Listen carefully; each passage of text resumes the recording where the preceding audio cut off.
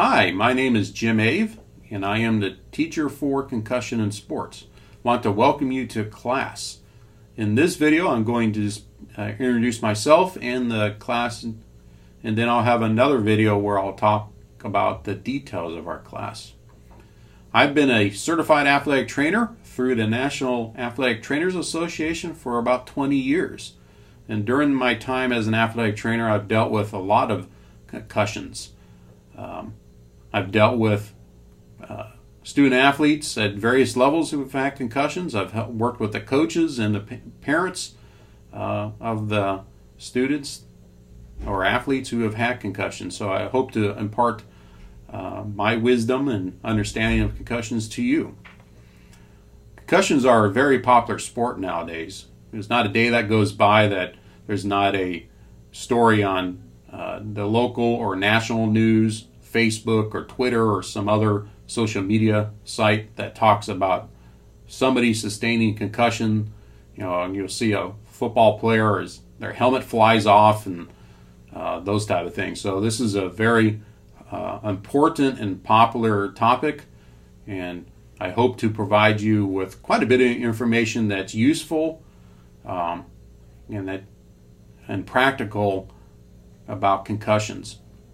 So I'm going to answer quite a few questions in our class.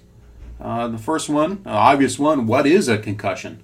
We need to understand what that is. What happens when somebody sustains a concussion? What happens to the brain when somebody has a concussion?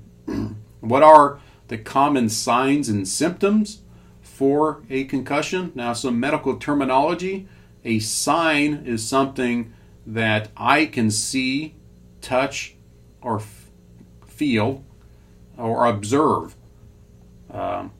So an example of a sign would be a bone sticking out. That's a graphic one, but that's a sign.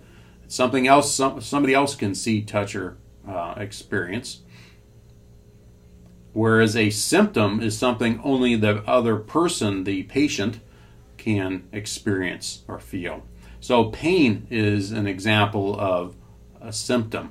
So we'll understand the different signs and symptoms of concussion through our class.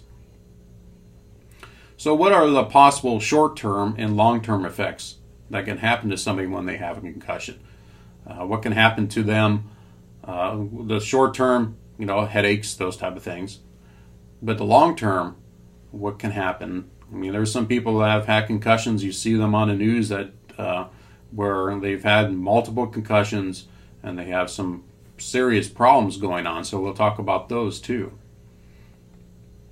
What are some different concussion assessment or evaluation tools used by athletic trainers, doctors, coaches, and other healthcare providers? These are the things that we do on a sideline. Some of them can be on the sideline of a game or a practice, but other ones are we do them in like the physical exam. We get a baseline measure, and then when somebody has a concussion, we can compare what is normal to what they're experiencing at this time. So we'll talk about those different evaluation tools. The other thing we want to talk about is when is it safe to return somebody back to a game or practice. We call this return to play. When is that safe? And when is it appropriate to return somebody back to play or practice? How do we know when to do that? Other thing we want to know is, can we even prevent concussions? What are some ways we can do that? We also want to learn, how do we take care of somebody when they've had a concussion during a practice or a game? What's the proper way to do that? And another thing that we'll talk about is, what is the current research trends on concussions? You'll see the textbook was written in 2006. It's a really good textbook. I like it. It's pretty easy to read and follow along. It's somewhat technical, but not too technical that if you don't have the medical background, you should still be able to understand it.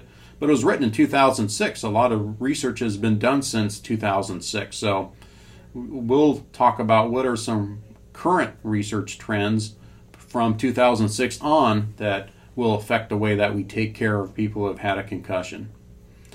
Another thing that you'll do in this class is that you're going to complete two free online courses, one by the Center for Disease Control and the other one by the National Federation of High School Associations, or the NFHS. These classes are called Concussion in Sports, and we're really so those classes are completely online, and some coaches are required to take these classes as part of their coaching responsibility. The other thing we're going to learn in this course is what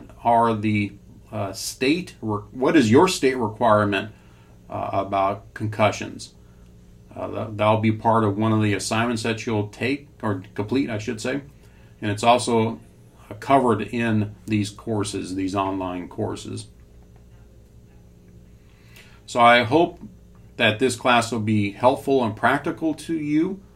I look forward to our time together in our class. If you ever have questions, please ask. I'm here to help you. Even though this is an online environment, I'm still here to help and make this class as practical and helpful as possible.